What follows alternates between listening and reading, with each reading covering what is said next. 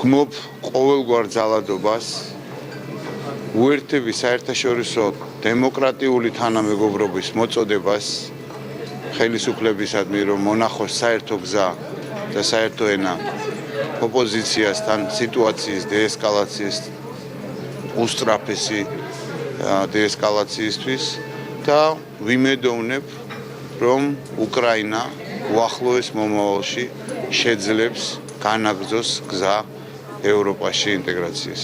იქნება ახლა მაინც შეჩერდეს ძალადობის ესკალაცია ჩვენ ამ თემაზე პარლამენტმა ორჯერ მიიღო რეზოლუცია სადაც რჩებით იმავე სულისკვეთებაზე, იმავე სოლიდარობას უცხადებთ უკრაინელ ხალხს და კიდევ ერთხელ მოვუწოდებთ კოლეგებს პოლიტიკოსებს მოძებნონ გამოსავალი.